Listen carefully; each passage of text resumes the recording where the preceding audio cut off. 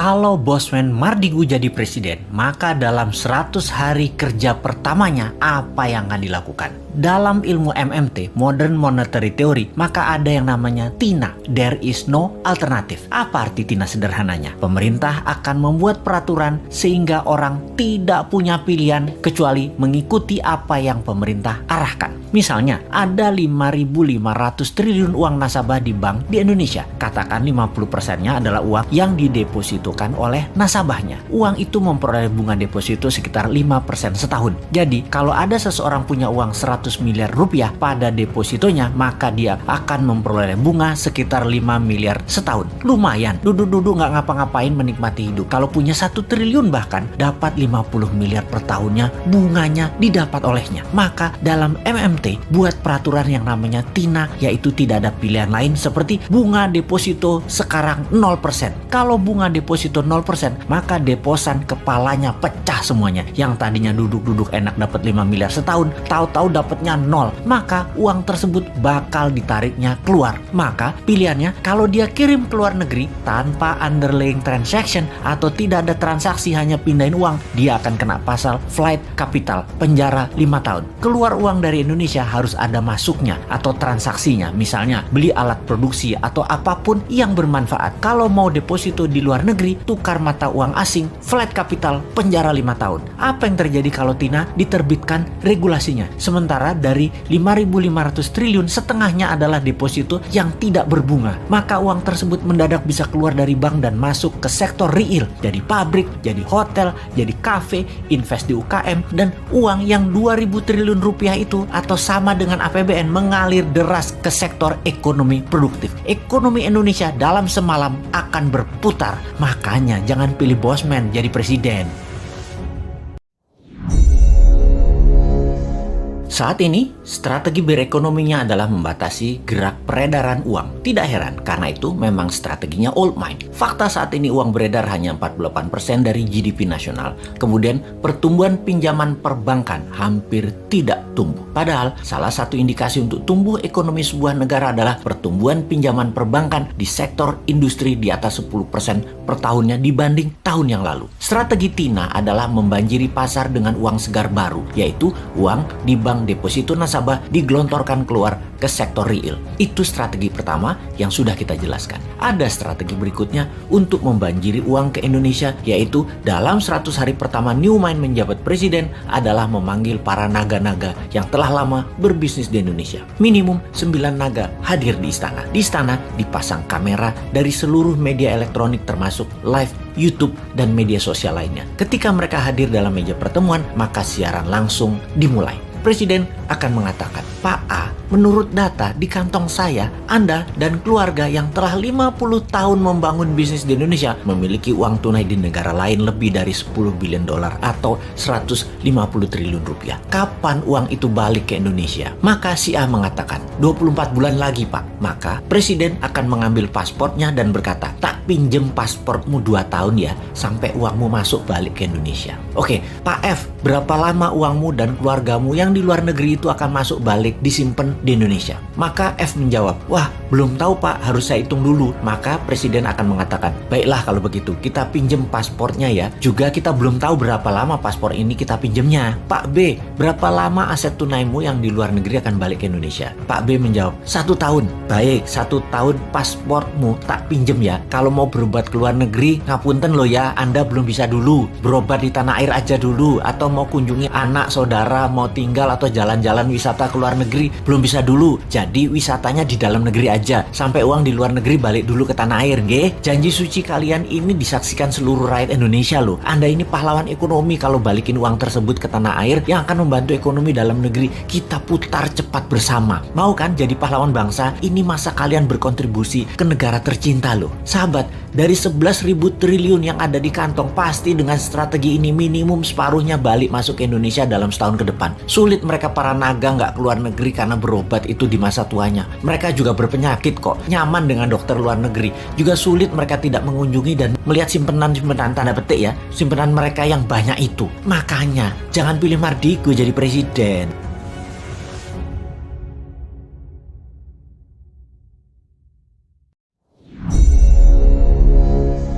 Sepertinya perang di Ukraina akan menjadi semakin panjang, jauh dari perkiraan banyak pengamat yang mengatakan Ukraina merugi karena semua senjata yang dikirim pihak barat adalah berupa pinjaman atau hutang. Karena itu, perang harus dihentikan dengan Ukraina mengaku kalah dan Rusia mendapatkan 5 wilayah Ukraina atau seluas 20% wilayah Ukraina lepas ke Rusia. Bayangkan, dari perhitungan analisa keuangan, bunga dari pinjaman ke Ukraina selama 10 bulan berperang adalah 20 billion dolar alias anggaran yang telah diturunkan pihak barat lebih dari 500 billion dolar. Maka pasti Ukraina akan menyerah. Hal ini jika pemimpinnya, Sang Zelensky, pintar melihat dunia dan sadar bahwa dirinya hanya boneka barat. Rusia di sisi lain telah mengeluarkan anggaran yang sama, namun bukan dari pinjaman melainkan dari hasil penjualan gas, minyak bumi, dan grain atau biji-bijian. Strategi barat memberikan hutangan adalah debt trap yang nantinya akan membuat Ukraina menjadi failed state atau negara gagal. Dan ini semua adalah by design. Kita ingatkan, perang tidak akan terjadi kalau tidak ada yang untung. Anggaran Amerika yang dicetak modalnya pakai printing money, underlay-nya proyeknya adalah senjata untuk Ukraina,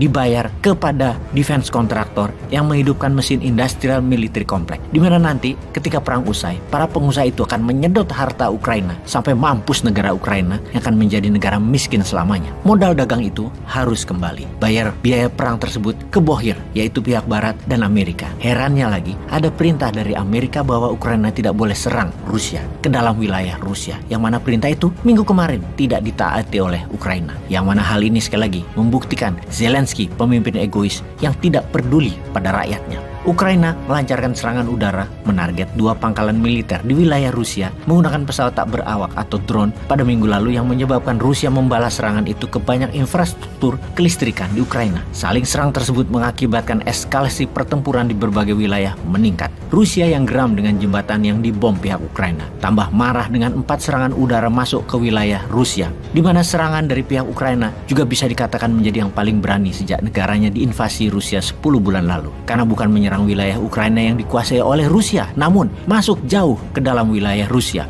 Pihak Ukraina menggunakan drone era Uni Soviet yang menarget pangkalan militer di Ryazan dan Engels sekitar 483 km dari perbatasan Ukraina, merusak bandara militer dan merusak 2 pesawat tempur. Lapangan terbang pangkalan Engels di dekat sungai Volga selatan Rusia adalah pangkalan yang menjadi rumah bagi pesawat pembom jarak jauh Rusia yang mampu membawa hulu ledak nuklir. Sejumlah pesawat Tupolev 160 dan Tupolev 95 diparkir di pangkalan itu. Pangkalan Engels merupakan salah satu basis Rusia melancarkan serangan udara ke Ukraina selama invasi berlangsung. Drone Ukraina juga menyerang pangkalan militer Rusia di Diagileva di pusat kota Ryazan, sekitar 160 km dari ibu kota Moskow. 3 personel militer tewas dan 4 lainnya terluka akibat serangan di Diagileva. Tak lama dari serangan drone Ukraina, Rusia mengirim rentetan rudal ke kota-kota negara Ukraina hingga membuat pemadaman listrik di sejumlah wilayah di kala musim dingin berlangsung. Kota Odessa, wilayah yang saat ini diserang Rusia, selain banyak infrastruktur jalanan juga dibom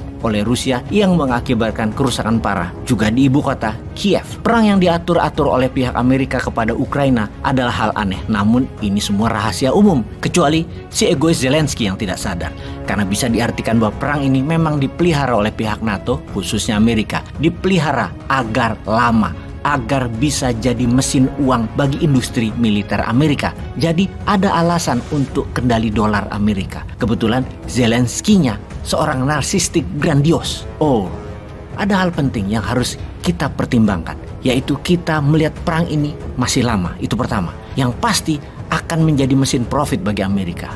Ada hal lain yang penting, yaitu turunnya daya beli dunia di tahun 2023 ke depan nanti. Apa yang Amerika lakukan di bulan Januari 2023 nanti untuk mengatasi banyaknya uang beredar dan turunnya daya beli. Amerika yang kita tahu memprint dolar dengan jumlah terbesar dalam sejarah Amerika selama ini karena mencetak mata uang sejak tahun 2021 adalah senilai 20.000 billion dolar atau 20 triliun dolar. Hal itu terbanyak jika dijumlahkan dalam 20 tahun terakhir. Dana cetak uang tersebut adalah untuk stimulus efek pandemi dan untuk perang di Ukraina. Karena itulah inflasi terjadi yang mengakibatkan harga meningkat namun daya beli turun di seluruh dunia. Maka Amerika melakukan hal yang belum pernah terjadi dilakukan oleh Amerika selama ini, yaitu Amerika menarik semua uang dolar cetakan di bawah tahun 2021. Dan ini semua berlaku di Januari 2023, alias kalau uang dolar cetakan tadi tidak ditukar dengan uang baru, maka dolar cetakan tahun 2021 ke sana, uang lama tersebut menjadi tidak berlaku. Dunia saat ini gempar dan marah kepada Amerika. Ini langkah yang akan menyebabkan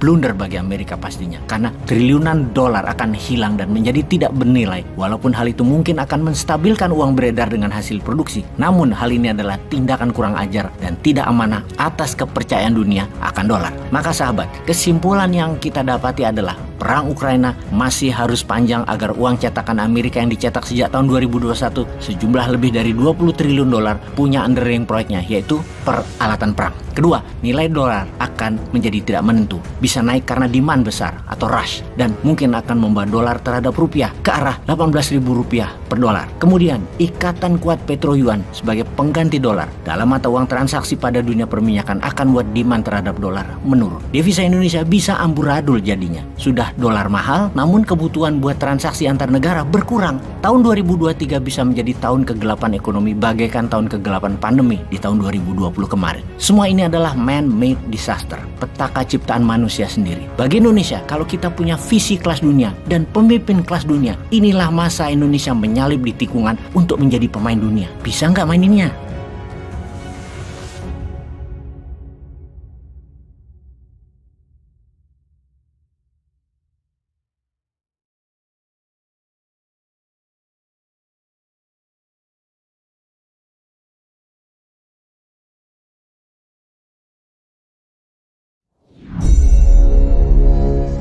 Kalau Bosman Mardigu jadi presiden, maka dalam 100 hari kerja pertamanya apa yang akan dilakukan? Dalam ilmu MMT, Modern Monetary Theory, maka ada yang namanya TINA, There is no alternative. Apa arti TINA sederhananya? Pemerintah akan membuat peraturan sehingga orang tidak punya pilihan kecuali mengikuti apa yang pemerintah arahkan. Misalnya, ada 5.500 triliun uang nasabah di bank di Indonesia. Katakan 50%-nya adalah uang yang didepositokan oleh nasabahnya. Uang itu memperoleh bunga deposito sekitar 5% setahun. Jadi, kalau ada seseorang punya uang 100 miliar rupiah pada depositonya, maka dia akan memperoleh bunga sekitar 5 miliar setahun. Lumayan, duduk-duduk nggak ngapa-ngapain menikmati hidup. Kalau punya 1 triliun bahkan dapat 50 miliar per tahunnya, bunganya didapat olehnya. Maka dalam MMT buat peraturan yang namanya TINA, yaitu tidak ada pilihan lain seperti bunga deposito sekarang 0%. Kalau bunga deposito 0%, maka deposan kepalanya pecah semuanya. Yang tadinya duduk-duduk enak dapat 5 miliar setahun, tahu-tahu dapatnya 0, maka uang tersebut bakal ditariknya keluar. Maka pilihannya, kalau dia kirim ke luar negeri tanpa underlying transaction atau tidak ada transaksi hanya pindahin uang, dia akan kena pasal flight capital, penjara 5 tahun. Keluar uang dari Indonesia harus ada masuknya atau transaksinya, misalnya beli alat produksi atau apapun yang bermanfaat. Kalau mau deposito di luar negeri, tukar mata uang asing, flight capital, penjara 5 tahun. Apa yang terjadi kalau TINA diterbitkan regulasinya? Sementara dari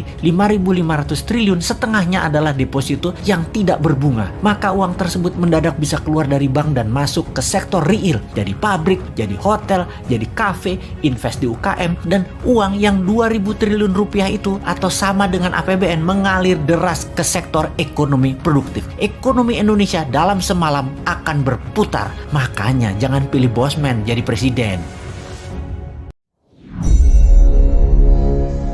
Saat ini, strategi berekonominya adalah membatasi gerak peredaran uang. Tidak heran, karena itu memang strateginya old mind. Fakta saat ini uang beredar hanya 48% dari GDP nasional. Kemudian, pertumbuhan pinjaman perbankan hampir tidak tumbuh. Padahal, salah satu indikasi untuk tumbuh ekonomi sebuah negara adalah pertumbuhan pinjaman perbankan di sektor industri di atas 10% per tahunnya dibanding tahun yang lalu. Strategi TINA adalah membanjiri pasar dengan uang segar baru, yaitu uang di bank deposito nasabah digelontorkan keluar ke sektor real. Itu strategi pertama yang sudah kita jelaskan. Ada strategi berikutnya untuk membanjiri uang ke Indonesia, yaitu dalam 100 hari pertama Newman menjabat presiden adalah memanggil para naga-naga yang telah lama berbisnis di Indonesia. Minimum 9 naga hadir di istana. Di istana dipasang kamera dari seluruh media elektronik termasuk live YouTube, dan media sosial lainnya. Ketika mereka hadir dalam meja pertemuan, maka siaran langsung dimulai. Presiden akan mengatakan, "Pak A,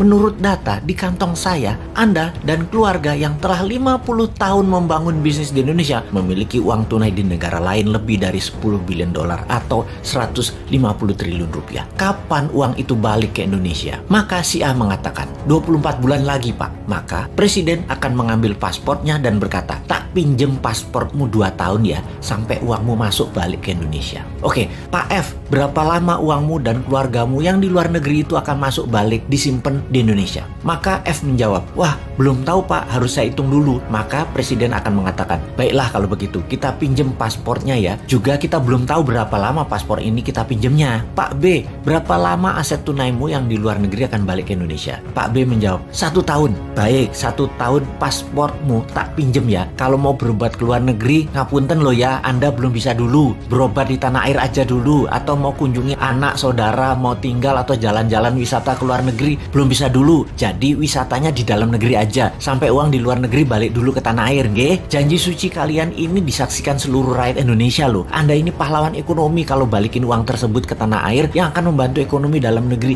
Kita putar cepat bersama. Mau kan jadi pahlawan bangsa? Ini masa kalian berkontribusi ke negara tercinta loh." Sahabat, dari 11.000 triliun yang ada di kantong, pasti dengan strategi ini minimum separuhnya balik masuk ke Indonesia dalam setahun ke depan. Sulit mereka para naga nggak keluar negeri karena berobat itu di masa tuanya. Mereka juga berpenyakit kok, nyaman dengan dokter luar negeri.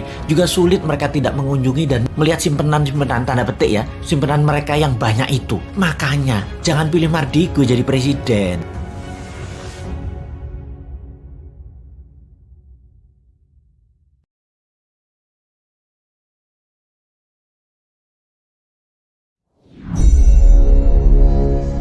Kalau Bosman Mardigu jadi presiden, maka dalam 100 hari kerja pertamanya apa yang akan dilakukan? Dalam ilmu MMT, Modern Monetary Theory, maka ada yang namanya TINA, There is no alternative. Apa arti TINA sederhananya? Pemerintah akan membuat peraturan sehingga orang tidak punya pilihan kecuali mengikuti apa yang pemerintah arahkan. Misalnya, ada 5.500 triliun uang nasabah di bank di Indonesia. Katakan 50%-nya adalah uang yang didepositokan oleh nasabahnya. Uang itu memperoleh bunga deposito sekitar 5% setahun. Jadi, kalau ada seseorang punya uang 100 miliar rupiah pada depositonya, maka dia akan memperoleh bunga sekitar 5 miliar setahun. Lumayan, duduk-duduk nggak ngapa-ngapain menikmati hidup. Kalau punya 1 triliun bahkan, dapat 50 miliar per tahunnya, bunganya didapat olehnya. Maka dalam MMT, buat peraturan yang namanya TINA, yaitu tidak ada pilihan lain seperti bunga deposito sekarang 0%. Kalau bunga deposito 0%, maka deposan kepalanya pecah semuanya. Yang tadinya duduk-duduk enak dapat 5 miliar setahun, tahu-tahu dapatnya 0. Maka uang tersebut bakal ditariknya keluar. Maka pilihannya, kalau dia kirim ke luar negeri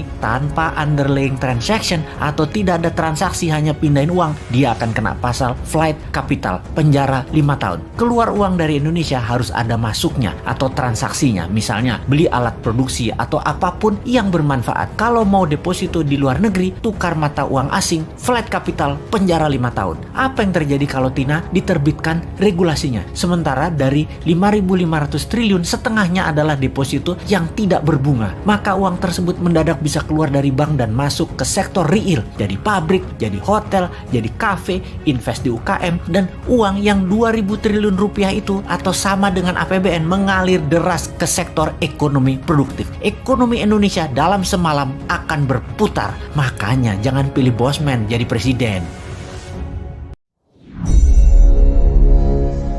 Saat ini, strategi berekonominya adalah membatasi gerak peredaran uang. Tidak heran, karena itu memang strateginya old mind. Fakta saat ini uang beredar hanya 48% dari GDP nasional. Kemudian, pertumbuhan pinjaman perbankan hampir tidak tumbuh. Padahal, salah satu indikasi untuk tumbuh ekonomi sebuah negara adalah pertumbuhan pinjaman perbankan di sektor industri di atas 10% per tahunnya dibanding tahun yang lalu. Strategi TINA adalah membanjiri pasar dengan uang segar baru, yaitu uang di bank uang deposito nasabah digelontorkan keluar ke sektor real. Itu strategi pertama yang sudah kita jelaskan. Ada strategi berikutnya untuk membanjiri uang ke Indonesia, yaitu dalam 100 hari pertama Newmind menjabat presiden adalah memanggil para naga-naga yang telah lama berbisnis di Indonesia. Minimum 9 naga hadir di istana. Di istana dipasang kamera dari seluruh media elektronik termasuk live, YouTube, dan media sosial lainnya. Ketika mereka hadir dalam meja pertemuan, maka siaran langsung dimulai. Presiden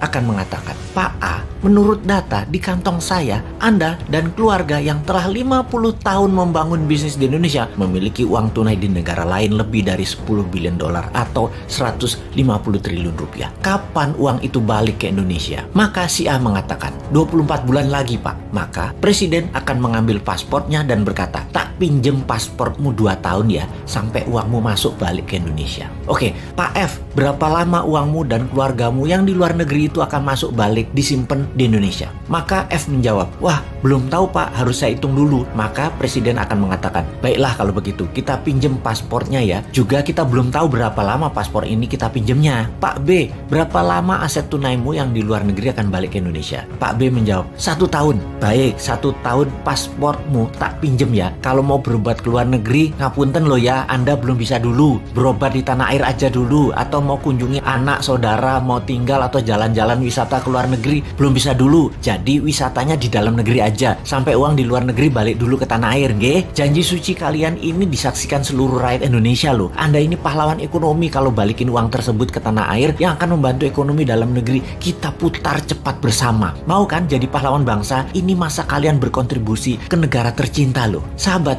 dari 11.000 triliun yang ada di kantong, pasti dengan strategi ini minimum separuhnya balik masuk ke Indonesia dalam setahun ke depan. Sulit mereka para naga nggak keluar negeri karena berobat itu di masa tuanya. Mereka juga berpenyakit kok, nyaman dengan dokter luar negeri. Juga sulit mereka tidak mengunjungi dan melihat simpenan-simpenan tanda petik ya, simpenan mereka yang banyak itu. Makanya jangan pilih Mardiko jadi presiden.